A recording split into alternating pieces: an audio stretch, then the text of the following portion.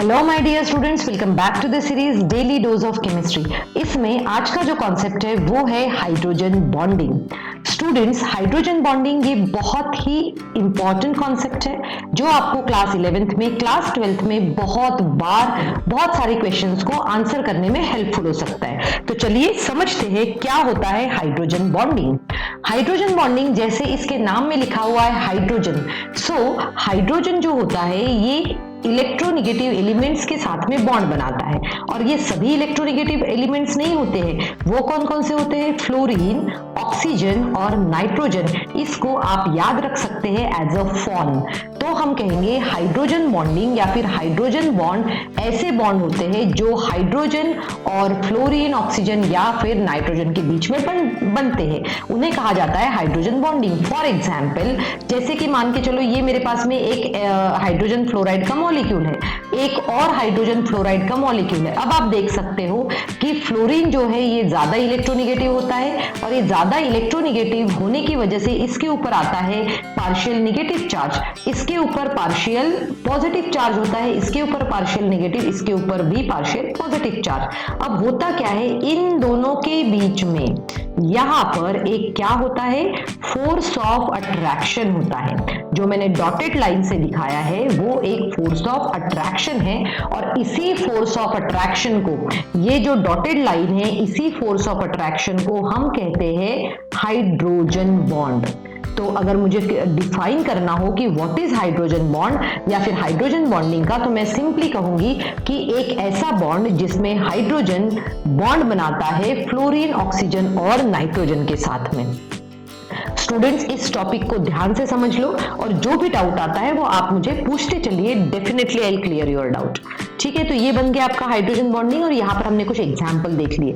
जैसे सिर्फ HF ही नहीं होता है, अब मैं बात करती हूँ H2O की। अब यहाँ पर आप देख सकते हो ये है आपका एक मॉलिक्यूल वाटर का, जिसमें से ऑक्सीजन ज्यादा इलेक्ट्रोनेगेटिव है इसलिए नेगेटिव चार्ज, हाइड्रोजन के ऊपर पार्शियल पॉजिटिव चार्ज, इसके ऊपर भी पार्शियल पॉजिटिव चार्ज होगा। अब होता क्या है, इसके पास में एक और मॉलिक्यूल अगर हाइड्रोजन का आ गया तो अब होगा क्या, होगा ये कि इन दोनों के बीच में एक अट्रैक्शन डेवलप होना स्टार्ट होगा और इसी अट्रैक्शन को, और ये अट्रैक्शन कौन सा है, फोर्स ऑफ अट्रैक्शन है। और इसको अगर मुझे कहना है तो मैं कहूंगी कि ये इसको हम हाइड्रोजन बॉन्ड कह सकते हैं या फिर हम H बॉन्ड या H बॉन्डिंग भी वर्ड हम यूज करते हैं। ठीक है, तो ये हो गया आपका हाइड्रोजन बॉन्डिंग के एग्जाम्पल। अब हम देखते हैं कि सबसे पहले हाइड्रोजन बॉन्डिंग के क्या कोई टाइप्स होते हैं। तो इसमें जो हम कवर करने वाले हैं टॉपिक वो है टाइप्स ऑफ H बॉन्डिंग, कौन कौन से बॉन्डिंग होते हैं।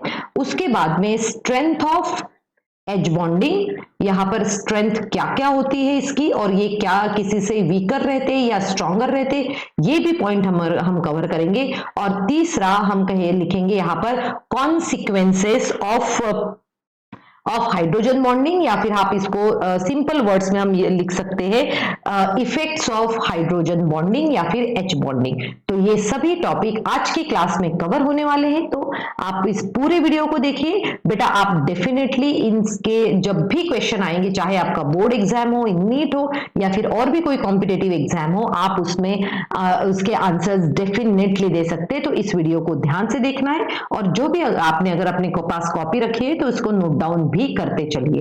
अब हम सबसे पहले स्टार्ट करने वाले हैं टाइप्स ऑफ H बॉन्डिंग पे।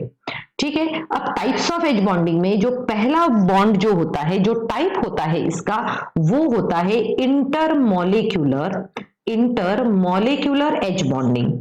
अब इंटरमॉलिक्यूलर H बॉन्डिंग क्या होता है आपको समझ में आना चाहिए, जिसको हम हाइड्रोजन बॉन्डिंग भी कहते हैं। मैं आप तो H बॉन्ड या फिर हाइड्रोजन बॉन्ड भी कह सकती हूँ। अब देखो इंटरमॉलिक्यूलर में क्या होता है कि यहाँ पर जैसे अगर मैंने ये जैसे एग्जाम्पल दिया था वाटर का, है ना, अभी हमने यहाँ पर देखो ये ऊपर ये एग्जाम्पल है, ये वाटर का एग्जाम्पल है। वाटर के एग्जाम्पल में आप देख सकते हो कि यहाँ पर मेरे पास में एक ये मॉलिक्यूल है, एक ये मॉलिक्यूल है। ठीक है, ये वन मॉलिक्यूल और ये अनादर मॉलिक्यूल। ठीक है, ये वन मॉलिक्यूल और ये अनादर मॉलिक्यूल है। अब जो हाइड्रोजन बॉन्ड जो बना है बिटवीन द टू मॉलिक्यूल्स, ठीक है, तो हम क्या कहेंगे, इंटरमॉलिक्यूलर हाइड्रोजन बॉन्डिंग हम किसे कहते हैं, इसको ध्यान से समझो और लिख लो अपने नोट्स कॉपी में। इंटरमॉलिक्यूलर हाइड्रोजन बॉन्डिंग हम उसको कहते हैं जब H बॉन्डिंग होती है या फिर हाइड्रोजन बॉन्डिंग होती है बिटवीन टू डिफरेंट मॉलिक्यूल्स, दो different molecules of same or different compound, same और डिफरेंट कंपाउंड। अगर कोई डिफरेंट कंपाउंड हो या फिर सेम कंपाउंड हो, उस कंपाउंड में, जैसे वाटर के सेम कंपाउंड के मॉलिक्यूल है, इनके बीच में जो बॉन्डिंग डेवलप हुआ उसको क्या कहते हैं, हम एच बॉन्डिंग कहते हैं। या फिर कोई दूसरा भी हो, उसके बीच में भी जब डेवलप होता है तो उसको भी एच बॉन्डिंग कहा जाता है। फॉर एग्जाम्पल मैं यहाँ पर मैंने HF और H2O का दिया था, एक कुछ और एग्जाम्पल्स मैं आपको दे देती हूँ, जैसे कि अमोनिया मॉलिक्यूल NH3। बेटा NH3 में आप देखोगे कि यहाँ पर इस तरीके से 1H 1H और 1H। अब सोचो एक और नाइट्रोजन का मॉलिक्यूल है जहां पे एक H है, यहां पर एक H है और यहां पर एक H है। अब होगा क्या, इन दोनों के बीच में एक हाइड्रोजन बॉन्डिंग डेवलप हो जाएगी, तो इसे कहा जाएगा इंटरमॉलिक्यूलर। इंटरमॉलिक्यूलर जैसे कि हमने देखा है दो स्कूल्स के बीच में कंपटीशन होता है, तो वो क्या हो गया, इंटरमॉलिक्यूलर, राइट। दो स्कूल में इंटर स्कूल कंपटीशन, तो यहां पर बन जाएगा इंटरमॉलिक्यूलर जो है बॉन्डिंग यहां पर हो सकती है, जिसको हम H बॉन्डिंग कहेंगे। ठीक है, क्लियर हुआ। इंटरमॉलिक्यूलर मतलब क्या होता है, दो मॉलिक्यूल के बीच में। ठीक है, अब हम देखते हैं इसी का सेकेंड टाइप। सेकेंड टाइप में हम क्या देखने वाले हैं कि जो दूसरा टाइप होता है, और इसको मैं यहीं पर लिखकर आपको समझा देती हूँ कि दूसरा टाइप कौन सा होता है। वो दूसरा टाइप जो होता है उसे कहा जाता है इंट्रामॉलिक्यूलर। ठीक है, इंट्रामॉलिक्यूलर H बॉन्डिंग या फिर हाइड्रोजन बॉन्डिंग। इंट्रामॉलिक्यूलर मतलब होता है, इंट्रामॉलिक्यूलर पहले मैं आपको एग्जाम्पल के थ्रू समझाती हूँ तो आपको अच्छे से समझ में आ जाएगा। ठीक है, अब यहाँ पर देखो, ये एक मेरे पास में कंपाउंड है, इस कंपाउंड में यहाँ पे इसका NO2 है। ठीक है, NO2 को हम ऐसे भी शो कर सकते हैं, यहाँ 1O, और यहाँ पर अगर मैं लेती हूँ, यहाँ पर देखो, यहाँ पे मैं इसको स्ट्रक्चर ड्रॉ कर लेती हूँ ताकि हमें समझने में थोड़ा सा आसानी हो। अब देखो यहाँ पे हमने ये एक ऐसा स्ट्रक्चर ड्रॉ कर लिया है और ये जो है हमारा OH है। अगर आप केमिकल नेम देखोगे इसका तो इसे कहा जाता है ऑर्थोनाइट्रोफिनॉल। ठीक है, आपने नॉमेनक्लेचर पढ़ लिया होगा तो आपको ये डिफिकल्टी नहीं जाएगी। तो ये होता है ओ नाइट्रोफिनॉल, एक ही मॉलिक्यूल है, एक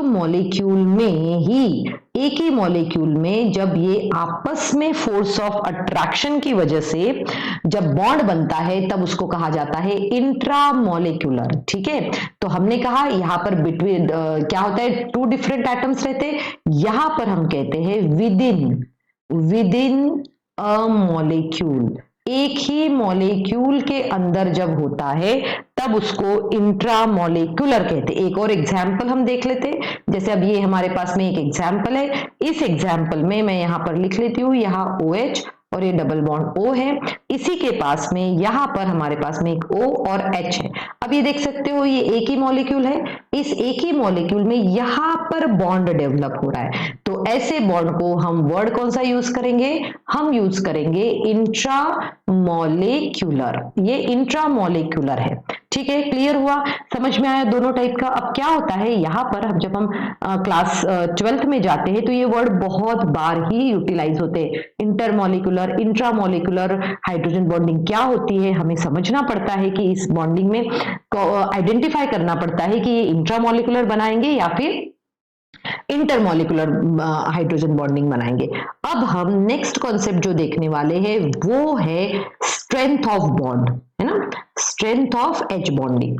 अब स्ट्रेंथ ऑफ H बॉन्डिंग क्या होता है, देखो स्ट्रेंथ ऑफ H बॉन्डिंग में हम देखेंगे, वैसे तो हाइड्रोजन बॉन्डिंग को जो है हम इसको वेरी वीक बॉन्ड कहते हैं। क्या होता है, ये वेरी वीक बॉन्ड होता है। ठीक है, बट फिर भी अगर हमें सीक्वेंस याद रखना है तो हम ये कहेंगे कि सबसे पहले जो आयोनिक बॉन्ड होता है और इलेक्ट्रोस्टैटिक फोर्स ऑफ अट्रैक्शन होता है, उस आयोनिक बॉन्ड को हम स्ट्रॉन्गेस्ट मानते हैं। उसके बाद में आता है कोवैलेंट बॉन्ड, उसमें एक्सटेंट ज्यादा होता है। उसके बाद में आता है हाइड्रोजन बॉन्ड, और लास्ट में, सबसे लास्ट में जो बॉन्ड आता है वो होता है वेंडरवाल्स बॉन्ड। अब वेंडरवाल्स बॉन्ड जो है हम क्लासिफिकेशन में इसके बारे में पढ़ेंगे और ज्यादा डिटेल में, या फिर एक या दो वीडियो आप मेरे इसमें चैनल पे देख सकते हैं, वहां पर आपको मिल जाएंगे। तो हम ये सीक्वेंस जो है ये याद करके रखेंगे कि जो हमारा बॉन्ड जो है ये कौन सा बॉन्ड सबसे स्ट्रॉन्गर होता है और कौन सा बॉन्ड सबसे वीकर होता है, क्योंकि ये हमें क्वेश्चंस को सॉल्व करने में हेल्प करेगा। तो ये हो गया हमारा स्ट्रेंथ ऑफ हाइड्रोजन बॉन्ड। अब हम देखते हैं, और स्ट्रेंथ ऑफ हाइड्रोजन बॉन्ड में हम ये भी देखेंगे, ठीक है, जब आप क्वेश्चन सॉल्व करोगे बेटा तो आप ये भी देखोगे कि इसमें इलेक्ट्रोनेगेटिविटी पे डिपेंडेंट होता है। ये किस पे डिपेंडेंट होता है? इलेक्ट्रोनेगेटिविटी पे। इलेक्ट्रोनेगेटिविटी पे कैसे डिपेंडेंट होता है, चलो मैं समझाती हूँ। जैसे कि मान के चलो ये HF है और इसने बॉन्ड बना लिया किसी और एक HF मॉलिक्यूल के साथ में। एक हमारे पास में क्या है, यहाँ पर HO है, ठीक है, और इसमें यहां पर ये एक H हो गया। इस तरीके से देखो, इसने किसी और के साथ में एक बॉन्ड बना लिया है, ठीक है। अब देखो, अगर हमसे एग्जाम में क्वेश्चन में ये पूछा गया कि इन दोनों में से ज्यादा स्ट्रॉन्गर बॉन्ड कौन सा है, तो मैं ये कहूंगी कि इन दोनों में से ज्यादा स्ट्रॉन्गर बॉन्ड ये है, ये हाइड्रोजन बॉन्ड ज्यादा स्ट्रॉन्गर है। ऐसा क्यों? क्योंकि फ्लोरीन जो है ये ज्यादा इलेक्ट्रोनेगेटिव है। ठीक है, समझ में आ रहा है ये चीजें सभी? देखो, क्वेश्चंस जो बनेंगे ना वो इसी टॉपिक से बनेंगे। आप मेरी वीडियो देखने के बाद में आप कुछ क्वेश्चंस जरूर सॉल्व करना, और जब क्वेश्चंस सॉल्व करने जाओगे और फिर भी अगर आपसे नहीं बनते हैं तो फिर आप मुझे कमेंट सेक्शन में लिखना। I will explain this topic in any more another way, because motive जो है वो एक ही है कि आपको सब चीजें अच्छे से समझ में आ जाना चाहिए। अब देखो, ये जो दूसरा जो है वो हम देखेंगे कि इसके कॉन्सिक्वेंसेस क्या क्या है, मतलब ये किस किस चीजों को अफेक्ट करता है वो हमें देखना है ना। कॉन्सिक्वेंसेस ऑफ H बॉन्डिंग, क्योंकि इस क्वेश्चंस तो इन्हीं के ऊपर बनेंगे, कॉन्सिक्वेंसेस के ऊपर ही बनेंगे क्वेश्चंस। तो देखो कौन कौन से होते हैं कॉन्सिक्वेंसेस। सबसे पहला जो कॉन्सिक्वेंसेस हम देखते हैं वो ये है कि इसमें हाई मेल्टिंग और बॉइलिंग पॉइंट हो जाता है। हम कहते हैं हाई मेल्टिंग और बॉइलिंग पॉइंट हो जाता है, high melting and boiling point. ठीक, हाई मेल्टिंग और बॉइलिंग पॉइंट ऐसा क्यों होता है? क्योंकि जो कंपाउंड में हाइड्रोजन बॉन्डिंग होती है उस कंपाउंड में क्या होता है, यहां पर एक्स्ट्रा एनर्जी लगती है इन बॉन्ड को ब्रेक करने के लिए, और जब भी एक्स्ट्रा एनर्जी लगेगी मतलब ये होगा कि भाई उसमें बॉइलिंग पॉइंट उसका हायर हो जाएगा। ठीक है, तो इसको याद रखना है। अब हम यहाँ पे कुछ पॉइंट्स याद रखेंगे और वो ये पॉइंट्स है, और इसमें देखना एग्जाम में भी आता है, और वो यहाँ पर एक्सेप्शंस लिखेंगे, और वो एक्सेप्शंस है कि boiling point of HI is less than, boiling point of HI is less than HF। और ऐसा क्यों है, जबकि ये इसका है। और दूसरा हम कहेंगे कि melting point of HI is greater। ठीक है, ये याद रखना, एक्सेप्शन वाली चीजें है, greater than that of HF। ठीक है, और ये ऐसा इसीलिए होता है, उनके जो है साइज के ऊपर डिपेंडेंट रहता है। ये क्लैरिटी के साथ में हो गया, समझ में आ गया। अब देखते हैं हम नेक्स्ट कॉन्सिक्वेंसेस इसका क्या है। अब होता क्या है कि इसकी वजह से, अब ये क्या होता है, हाइड्रोजन बॉन्डिंग होने की वजह से यहां पर जो है फिजिकल स्टेट पे भी असर होता है ना। फिजिकल स्टेट पे कैसे असर होगा, जैसे कि H2O जो है, आप H2O की बात करोगे तो H2O क्या होता है, लिक्विड होता है। उसी ग्रुप का अगर मैं दूसरा हाइड्राइड लूं, दैट इज H2S, H2S क्या होता है, गैस होता है। तो H2O लिक्विड क्यों होता है, बिकॉज ऑफ हाइड्रोजन बॉन्डिंग। ठीक है, और यहाँ पे हाइड्रोजन बॉन्डिंग बचे हुए उसमें नहीं रहती है, इसीलिए वो लिक्विड नहीं रहता है। ठीक है, अब देखो यहाँ पर हम एक और चीज देख सकते हैं कि सोल्यूबिलिटी, हमेशा हाइड्रोजन बॉन्डिंग क्या करती है, सोल्यूबिलिटी जो है, सोल्यूबिलिटी इसको अच्छे से लिख लेते हैं। अब देखो, इसका सोल्यूबिलिटी जो है, जिसके साथ में जो हाइड्रोजन बॉन्ड बनाते हैं वो क्या होता है, या फिर हम कहेंगे कि जो लोअर एल्कोहल्स ले रहते हैं, लोअर एल्कोहल्स हमेशा सोल्यूबल रहते हैं वाटर में। तो सोल्यूबिलिटी भी, क्योंकि पोलार दोनों जो है वो पोलार सॉल्वेंट होते हैं। ठीक है, अब देखो जो इसके साथ में एक और कॉन्सेप्ट होता है वो है वोलेटिलिटी। राइट। वोलेटिलिटी मतलब क्या होता है कि जो इजीली इवेपोरेट हो जाएंगे। अब इनका हाइयर बॉइलिंग पॉइंट होने की वजह से ये क्या होते हैं, लेस वोलाटाइल होते हैं। ठीक है, लेस वोलाटाइल, इजीली इवेपोरेट नहीं होंगे। अब अगर हम विस्कोसिटी की बात करें या फिर सरफेस टेंशन की बात करें, तो हाइड्रोजन बॉन्डिंग जिसमें भी होता है उनकी जो हाइयर विस्कोसिटी होती है, यहां पर मैं लिख लेती हूं, उनकी क्या होती है, हाइयर विस्कोसिटी। ये सभी पॉइंट्स आपको मेमोराइज करना है। देखो जब मेमोराइज करोगे तब तो इसके ऊपर क्वेश्चंस बनेंगे आपसे।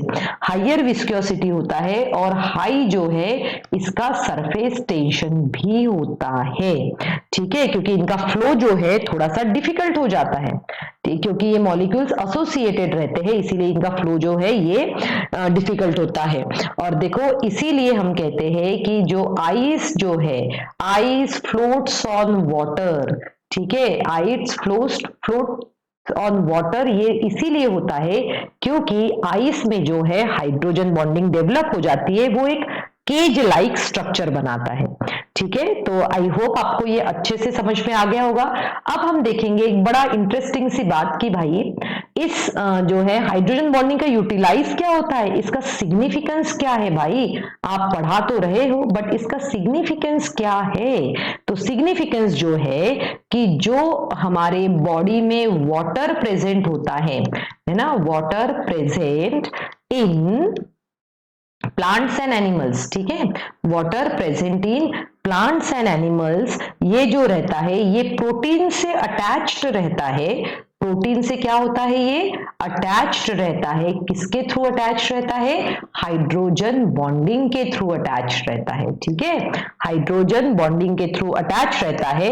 और जो है, और दूसरा हम देखेंगे न्यूक्लिक एसिड। न्यूक्लिक एसिड मतलब बात कर रहे हैं डीएनए और आरएनए की। न्यूक्लिक एसिड और प्रोटीन्स, न्यूक्लिक एसिड और प्रोटीन्स को स्टेबिलाइज्ड करने का काम भी कौन करता है, hydrogen bond, stabilised by H bonding. तो ऐसा नहीं है कि इसका कहीं पर भी यूज नहीं है, तो हमारे जो है बायोलॉजिकल सिस्टम में भी इसका सिग्निफिकेंस है। तो स्टूडेंट आज के इस क्लास में मैंने आपको जो भी समझाया है, आई होप आपको वो अच्छे से समझ में आ गया होगा। आपको कुछ भी डाउट है तो आप मुझे जरूर पूछिएगा, या फिर इसी के टॉपिक के ऊपर कुछ क्वेश्चन सॉल्व करके देखिए। और and I am sure that आप सभी क्वेश्चंस करेक्टली सॉल्व कर पाएंगे अगर आपने ये टॉपिक अच्छे से पढ़ा और उसको नोट्स बनाए और इसको मेमोराइज कर लिया है। तो आप मुझे कमेंट सेक्शन में जरूर बताइएगा कि ये क्लास आपको कैसे लगी। Thank you students and have a good day ahead.